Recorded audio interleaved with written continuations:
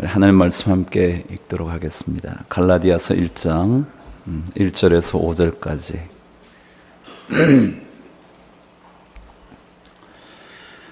저와 한 목소리로 말씀을 천천히 한번 묵상하면서 읽어보도록 하죠. 갈라디아서 1장 1절에서 5절까지. 제가 가지고 있는 성경 302면입니다. 함께 읽으시죠. 시작.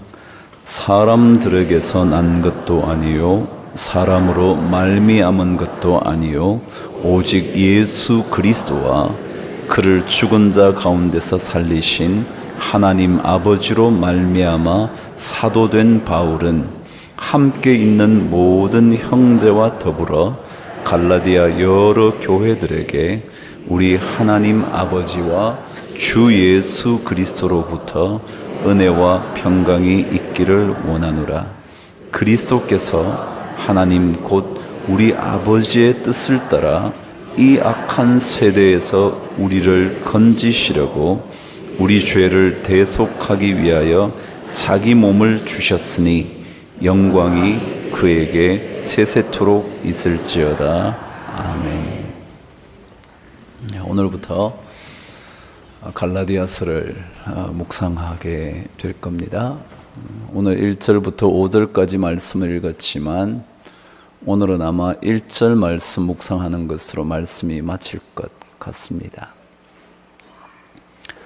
사도 바울이 갈라디아 여러 교회들에게 편지를 썼습니다.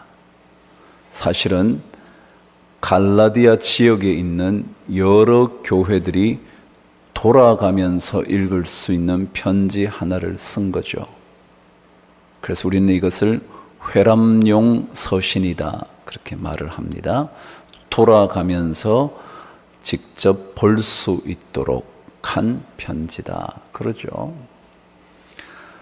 이 갈라디아서는 율법과 복음의 차이를 명확하게 밝혀준 것이었기 때문에 마틴 루터는 로마서와 더불어 갈라디아서를 그의 가장 중요한 신학적이며 삶의 바탕으로 여겼다 그럽니다. 그래서 제2의 로마서라고 말하기도 하죠.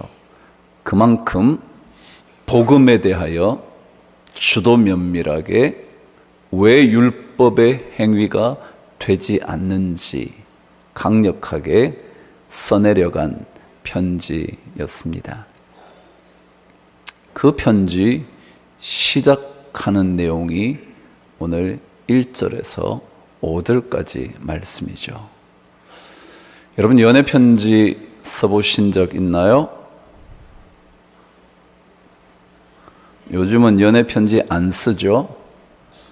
그냥 만나면 되고요, 영상 통화하면 되고요, 문자 보내면 되고요. 그러니까 편지 쓸 일이 잘 없더라고요, 그죠? 이 젊은이들이 편지를 써봤는지 잘 모르겠는데,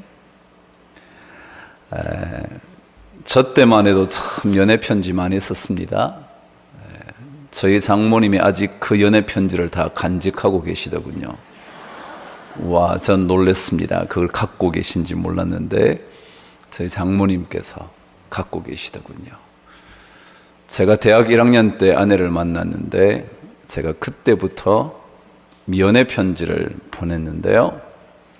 저는 옛날에 한자 성경을 늘 읽었기 때문에 성경은 이렇게 적혀져 있습니다. 그죠? 위에서부터 내려오거든요. 그래서 제가 늘 그것을 따라서 편지도 이렇게 썼습니다.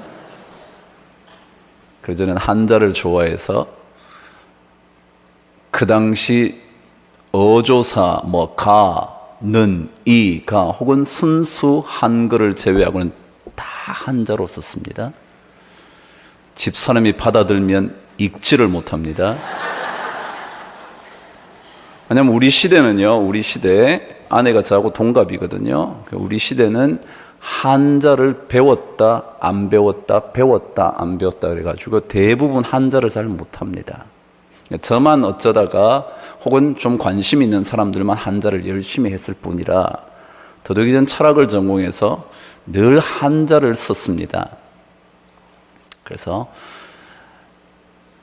가을 하늘이, 그럼 한자가 없으니까 한국말로 쓰죠, 뭐. 그죠? 혹은 늦가을이다 그러면 만추라 이렇게 씁니다. 그럼 안에는 아는 한자는 있지만 모르는 한자도 있을 겁니다. 그러면 할 수 없이 그 편지를 읽기 위하여 부모님께 가져갑니다. 그래서 제 연애 편지를 온 가족이 함께 읽습니다.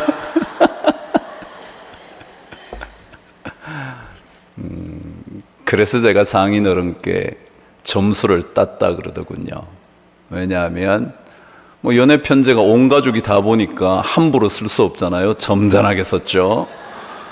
그러니까 이 정도 청년이면 맡길만 하겠다 그러셨던 것 같습니다. 그러니까 여러분 편지를 써보시면 서러운 부분이 있죠. 그 서두를 어떻게 쓸 건가 고민을 많이 하잖아요. 어떻게 쓸까? 연애 편지 아니어도 부모님께 편지를 드리는 일에 있어서도 그 앞부분을 어떻게 시작할까 막 써내려가지는 않을 겁니다. 무언가 하여간 그래도 좋은 표현이든지 혹은 느낌을 적는 뭔가를 적을 거예요. 근데 사도 바울은 그의 강력한 편지의 서두에 이것을 쓰고 있다는 겁니다. 중요한 사항입니다. 다르게 썼어도 될 터인데 1장 1절에 이것을 쓰고 있다는 겁니다. 이것은 굉장히 중요했던 것 같습니다. 적어도 사도 바울이 자기 자신의 편지를 이렇게 시작하고 있는 데에는 이유가 있을 거라는 겁니다.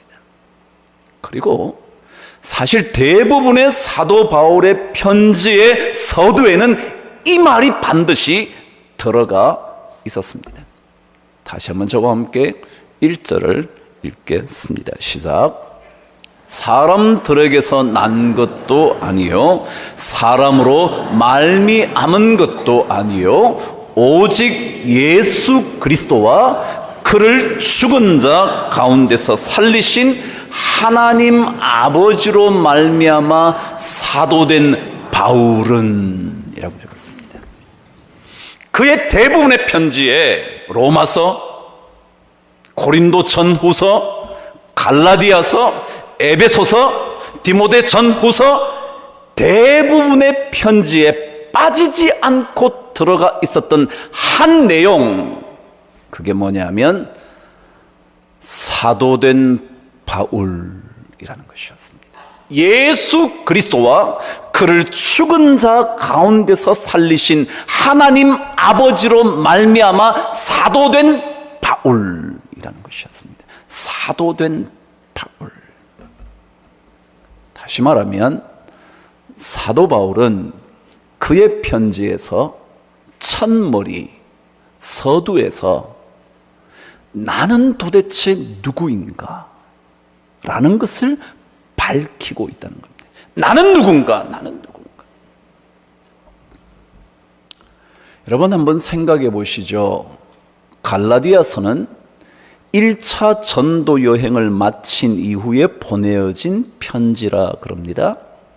그렇다면 1차 전도 여행 때 사도 바울이 얼마나 복음을 위하여 몸부림쳤는지, 더더욱이 1차 전도 여행 때니까 많은 교회들을 세우기 위하여 사도 바울이 얼마나 헌신했는지 너무도 명확하게 기억하고 있는데, 다시 말하면 바울을 모를 사람 없는데 왜 자기 자신이 누구인가를 다시 밝혔던 걸까요? 다 알고 있는데. 우리 교인들에게 강북제일교회 황영택 담임 목사가 이거 쓸 필요가 없는 거죠. 다 알고 있는데 왜 알고 있는 내용을 바울은 쓰게 됐던 걸까요?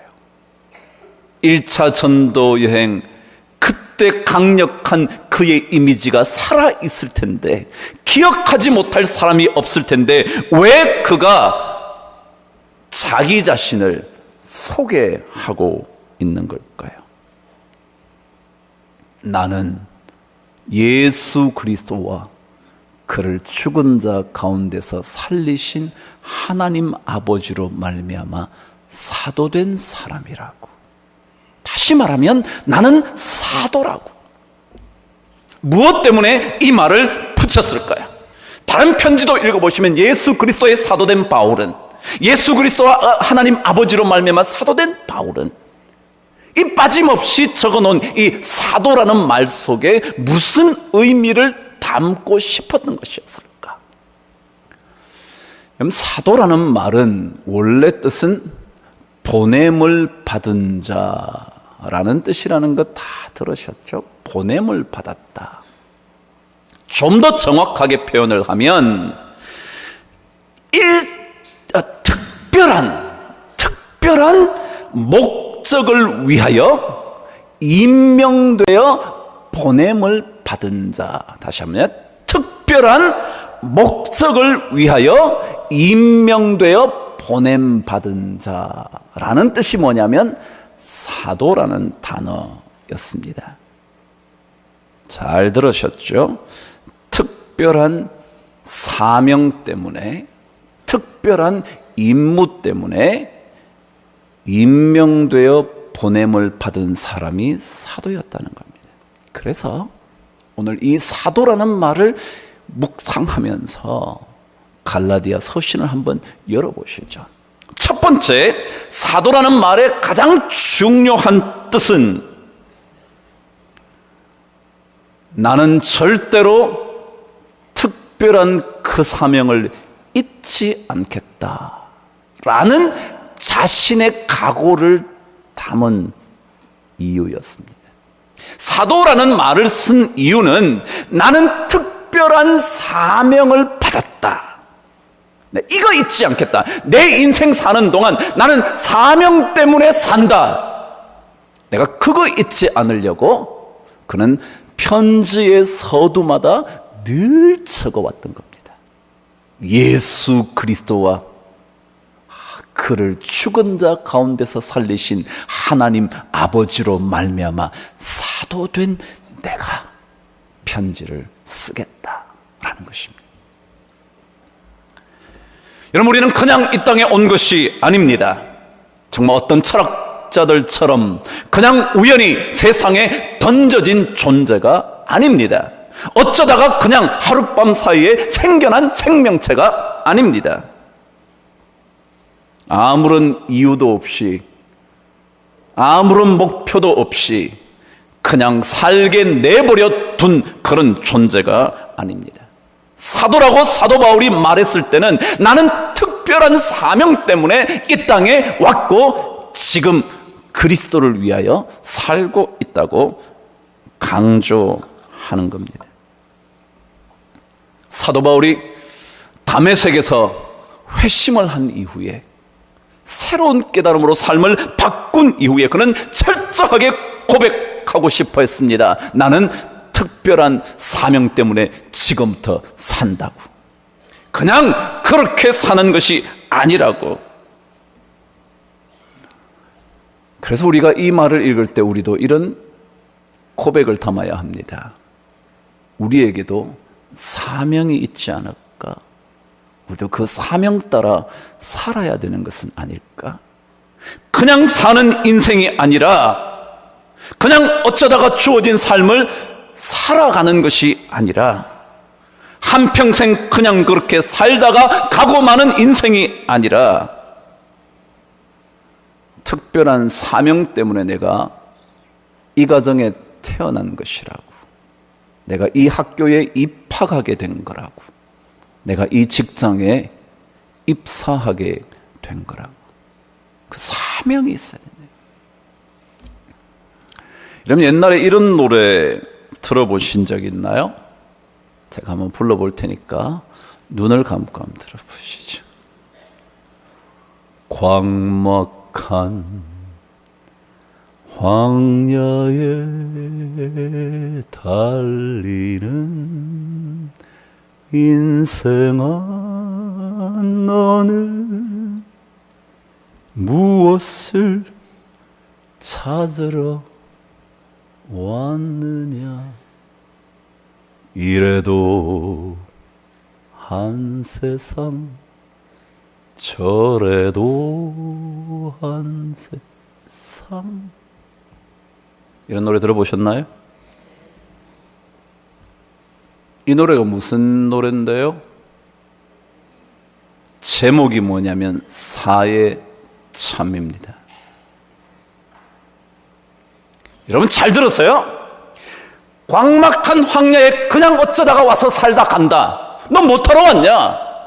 이래도 한 세상이고 저래도 한 세상이고 돈도 명예도 사랑도 다 필요 없는데 그냥 살다 가는 거지 라고 생각하면 그게 뭐라고요?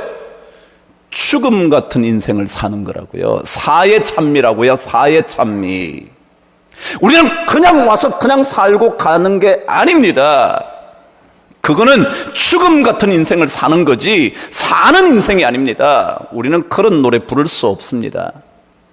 어쩌다가 태어나서 광막한 인생을 황야처럼 달리다가 찾을 것도 없는데 다 찾아보니까 허무하고 공하고 그런 것밖에 없는 인생, 그냥 살다 가는 거지 라고 말하는 인생이 아니라는 겁니다. 사도 바울이 자신을 소개하며 사도라고 말했을 때 그 의미는 우리는 사명이 있어 왔지 그냥 사는 것 아니지. 그렇게 생각한다면 우리는 사의 찬미밖에 하지 않는 인생이에요.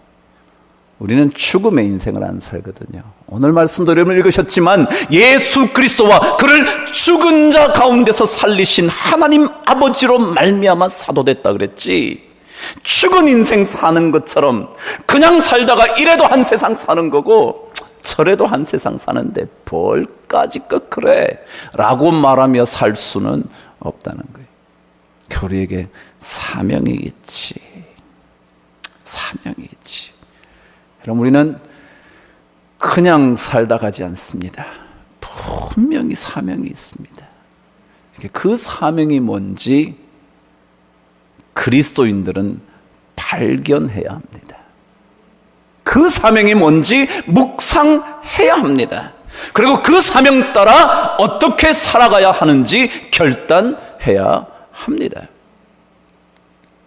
그런데 오늘 여기에 등장한 사도라는 말의 두 번째 중요한 뜻, 의미가 어쩌면 첫 번째보다 더 중요한 의미인데 묵상하셔야 합니다. 우리에게 사명이 있습니다. 우리는 그 사명을 따라 살아야 합니다. 근데 그 사명이 있다는 것, 사명을 따라 산다는 것보다 더 중요한 내용이 뭐냐 하면 사도라는 말은 특별한 사명을 부여받아서 위임받아서 그 사명을 이루려고 파견된 사람이다라는 거예요. 다시 한번요. 우린 사명 때문에 이 땅에 왔습니다. 그런데 그 사도라는 말은 이 사명, 특별한 사명이 내 사명이 아니라 나를 보내신 사람이 사명을 부여해 준 겁니다. 너는 이렇게 살아야 돼. 너는 이 일하고 와야 돼. 라고 보냈다는 겁니다. 다시 말하면 내가 이 땅에 온 것은 내 사명을 쫓아 살다가 인생을 마감하려고 하는 것이 아니라 내가 계획하고 내가 무언가를 이루려고 생각하고 있는 그 사명, 어떤 목표, 목적을 위하여 살려고 이 땅에 온 것이 아니라 나를 보내실 때 나에게 부여해 준 사명이 있다. 그러니까 나를 보내신 분의 사명이 있다. 그걸 인식해야 사도라는 낱말을 고백하는 사람이다. 여러분, 만일 우리가 나를 보낸 사람의 사명을 생각하지 않으면 우리는 사명 쫓아 산다고 할 때 그것은 의미가 뭐냐면 내 야망과 내 삶의 목표와 내 삶의 성공을 위하여 사는 인생밖에 되지 않습니다. 우리는 그런 인생 안 삽니다. 나를 보내실 때 하나님께서 나를 통하여 이루고 싶은 일이 있을 텐데 그게 뭘까? 그게 뭘까? 여러분, 우리가 만일 사명 요즘 얼마나 많이 듣습니까? 그 사명에 대하여 자기가 생각하고 있는 사명, 내가 계획하고 있는 목표, 내가 이렇게 해야지 라고 생각한다면 세상 사람들이 말하는 사명의식이라는 말 하나도 다를 것 없는 그런 이야기를 교회에서 하는 겁니다. 그런데 교회는 그렇지 않습니다. 내가 사명 따라 산다 그럴 때 그 사명은 내가 뭔가를 만들어낸 사명이 아니라 나를 보내신 분이 나에게 맡겨준 사명. 너 이거 하고 와야 돼. 마치 심부름을 보낼 때 너 이거 하고 와. 그러니까 그 일을 하고 와야지. 자기 혼자 가서 자기가 하고 싶은 것을 하고 오는 게 아니다. 내 삶을 이 땅에 보낸 자를 위하여, 보낸 자가 맡겨준 일을 위하여 살아가는 그것이 바로 사도라는 의미라는 것입니다. 그럼 성도는 구별된 사람이다 그럽니다. 구별되었다. 그러니까 뭐가 구별됐냐면 다 사명을 쫓아 산다 그럽니다. 세상 사람들도요, 사명의식에 철저한 사람이 성공 안 되는 거예요. 그러니까 사명, 우리도 사명이에요.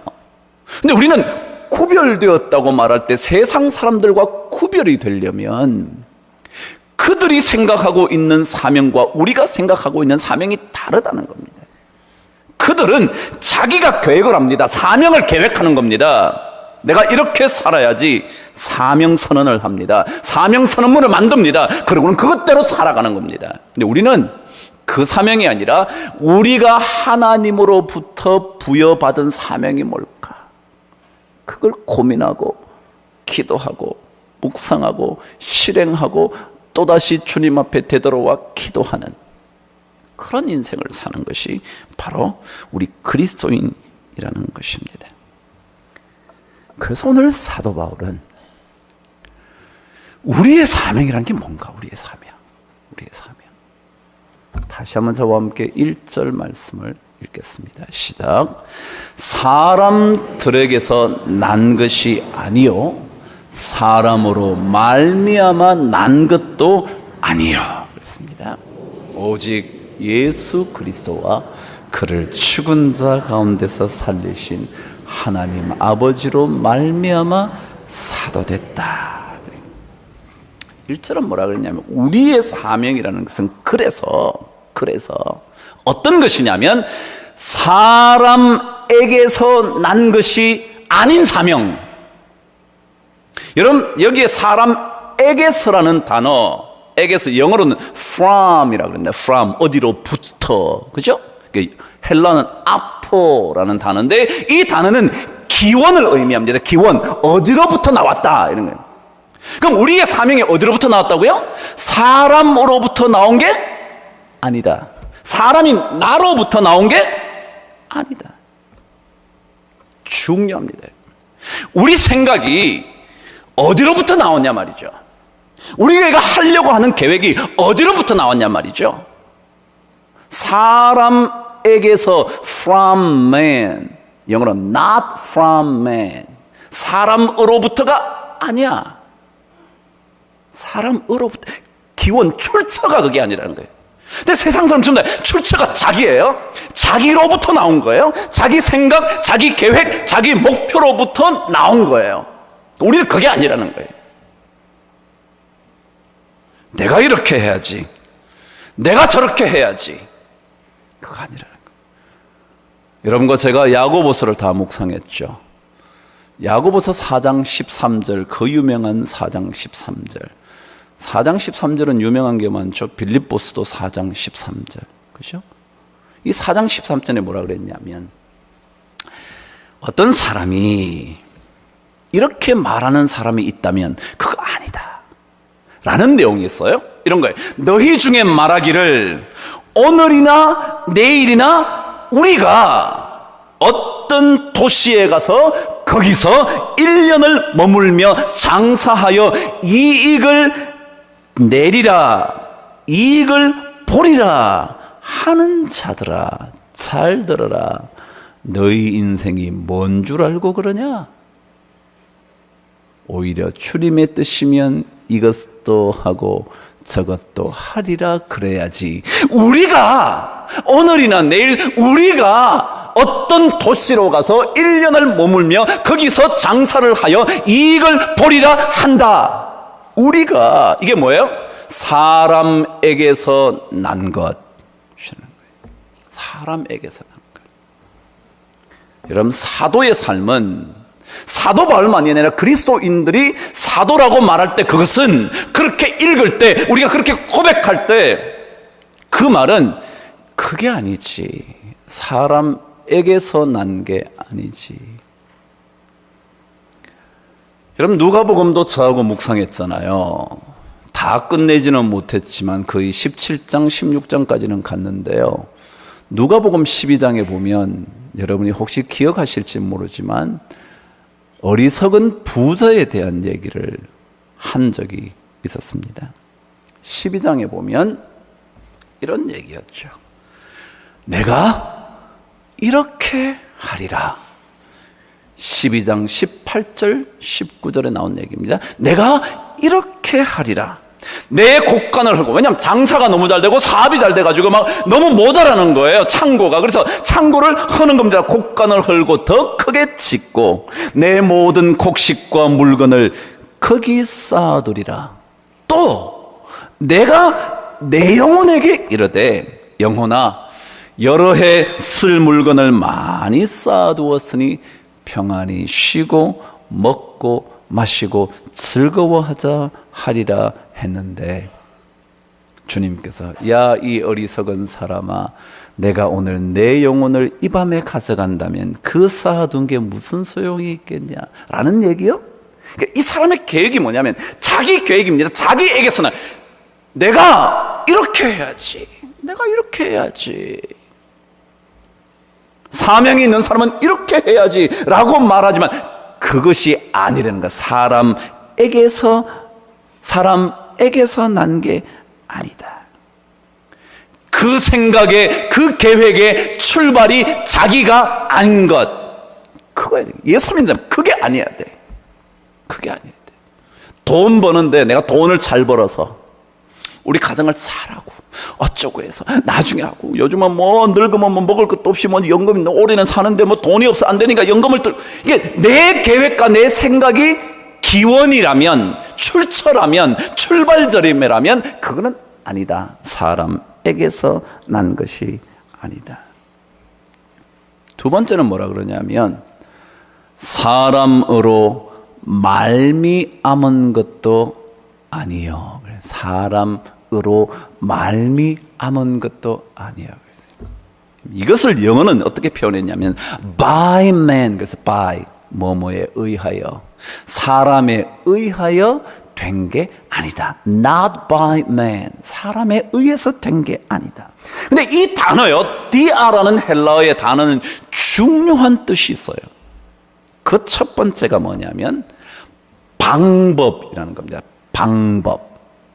그러니까 사람의 방법으로 하는 게 아니다. 사람 방법을 쓰는 게 아니라 사람 방법. 근데 특별히 방법이라는 말은 방법을 이루기 위하여 힘을 쓰는 거예요. 그러니까 누구에 의해서 된 거야? 누구 의해서 된 거라고? 우리 교회가 누구 의해서 된 거라고요? 라고 말할 때 힘, 애를 쓴 것, 그걸 뭐라고 하면 by라고 씁니다. 누구에 의해서. 우리 교회 누구에 의해서 세워졌지? 마치 예전부터 섬겨왔던 교인들이 이 교회에 세웠지. By them, 그들에 의해서 라는 뜻이에요. 근데 그게 아니라는 겁니다. 그러니까 자기 힘으로 말미암아 되어진 것이 아니라는 거죠. 그래서 오늘 성경에 사람으로 말미암은 게 아니다. 여러분 사업 잘하시나요? 돈 좀 버셨나요? 공부를 잘하셨어요? 머리가 좋으셨나요? 여러분의 힘으로 말미암아 되어진 게 아니다. 이걸 고백해야 사도다. 그런데 두 번째 이 으로 말미암아라는 디아, 영어로 by라는 단어의 중요한 뜻은 누구누구를 위하여라는 뜻입니다. 누구누구를 뭐라고요? 위하여. 마치 영어의 for라는 뜻과 비슷합니다. 누구를 for him, 그를 위하여 라는 것처럼 위하여라는 단어가 이 디아라는 단어 뜻입니다. 다시 말하면 사람을 위하여, 자기를 위하여, 내 인생을 위하여 내가 열심히 살아야지. 우리 가족을 위하여.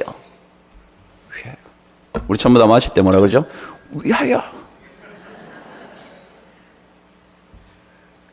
근데 오늘 성경은 우리가 사도라고 말할 때 그 뜻은 뭐냐면 사람을 위하여, 다시 말해 자기를 위하여.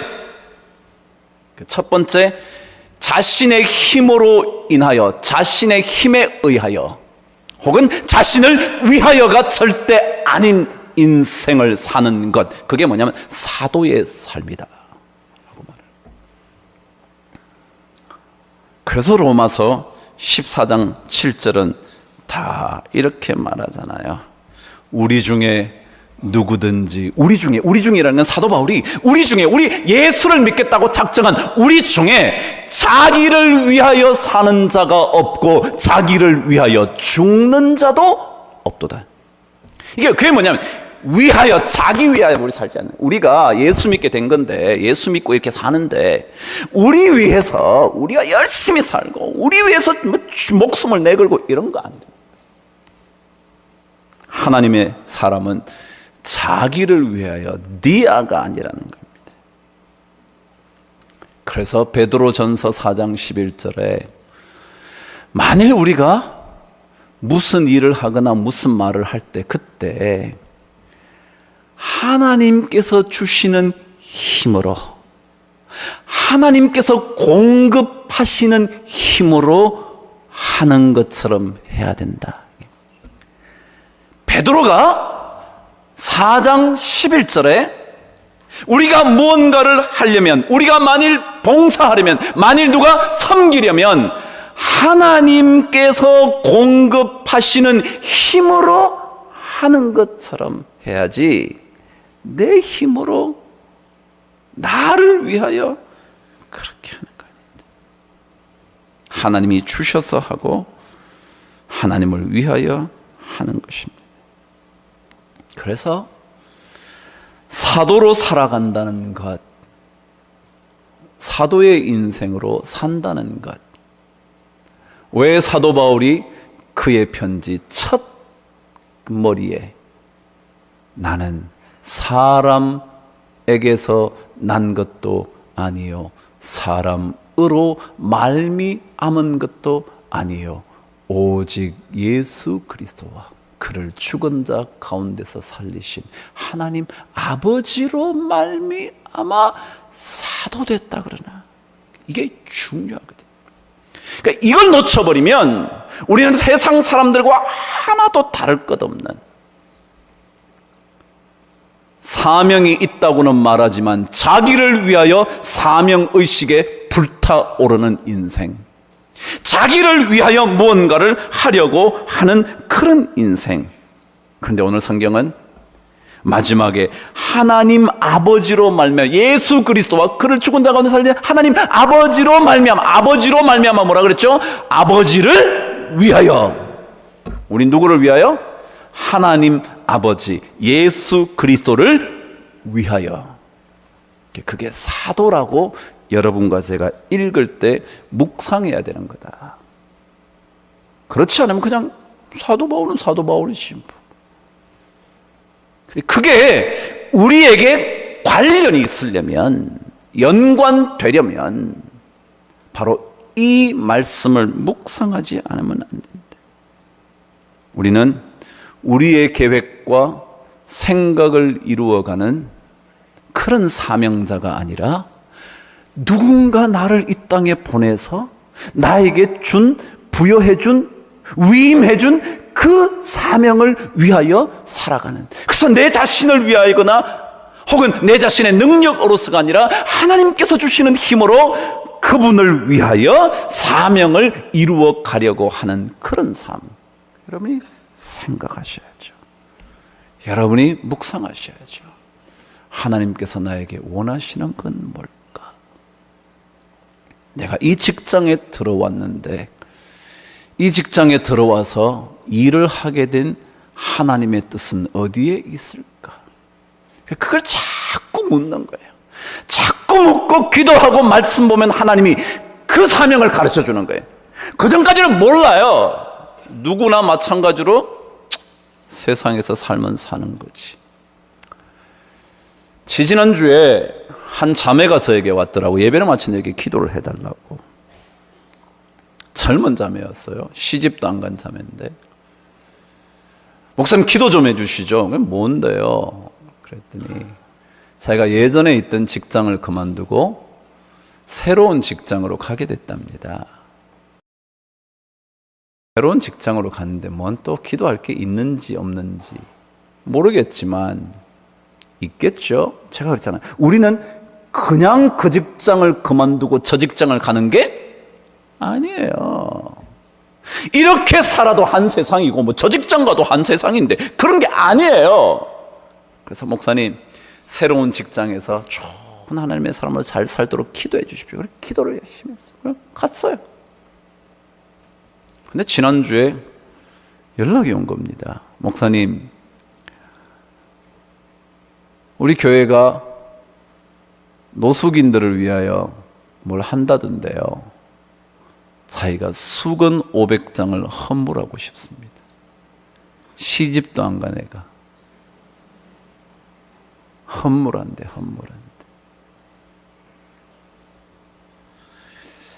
여러분 이거요, 우리 예수 믿는 사람은요 이 사명이 있어요. 그 사명이 자기 일을 위하여, 자기가 잘 되려고 그런 거예요. 예수 그리스도와 그를 죽은 자 가운데 살리신 하나님 아버지로 말미암아 그 사명을 이루어가는 사도로 살아가는 거예요.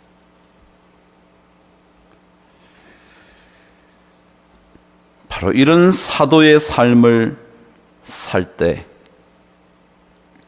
그런 사도의 삶을 꿈꾸고 있을 때 사도 바울이 혹시 이런 얘기를 하는 것은 아닐까요?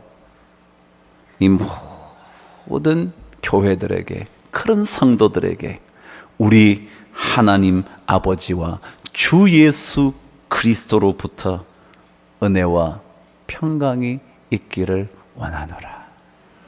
다음 시간에 은혜와 평강 묵상하게 될 텐데요. 추석이라고 많이 안 오시겠죠? 뭐 어쩔 수 없죠. 가정 잘 즐겁게 그렇게 추석 보내시고요. 그 다음 주에 와서 뭐 놓치고 말죠 뭐. 예. 그래요. 은혜와 평강, 오늘 은혜의 찬송을 참 많이 하셨는데 제가 그 찬송도 요청했는데 오늘 은혜와 평강 들어가 보지도 못하고 끝났네요. 그러나 우리는 전부 다 사도의 삶을 살아갑니다. 사도 바울만 사도 바울이 아니라 우리도 사도입니다. 왜냐하면 특별한 사명을 저에게 주셔서, 그래서 이 땅에 보내주셔서 그 사명을 이루면서 살아가야 하기 때문에 그렇습니다. 여러분도, 우리 모두가 하나님께서 우리에게 주신 사명이 뭔지 잘 묵상하면서 그것을 이루어가는 그런 멋진 인생 되기를 주의 이름으로 축복합니다. 기도하겠습니다. 하나님 아버지, 사도 바울만 사도가 아니라 우리도 다 사도인 줄 알고 우리의 계획과 우리의 생각이 아닌, 우리의 능력과 방법이 아닌, 우리 자신을 위하여 사는 인생이 아닌 하나님으로 말미암은 인생을 살아가도록, 그래서 우리 모두가 멋진 사도가 되도록, 그런 사도가 많은 주의 교회 공동체가 되도록 축복하여 주시옵소서. 우리는 그냥 살다 그냥 가는, 그래서 죽음에 찬미만 하는 인생 아닌 줄 깨닫게 하시고 이 땅에 살아가는 동안 하나님께서 우리에게 준비해 두시고 맡겨 두신 그 사명을 멋지게 이룰 수 있도록 축복하여 주옵소서. 예수님 이름으로 기도드립니다. 아멘.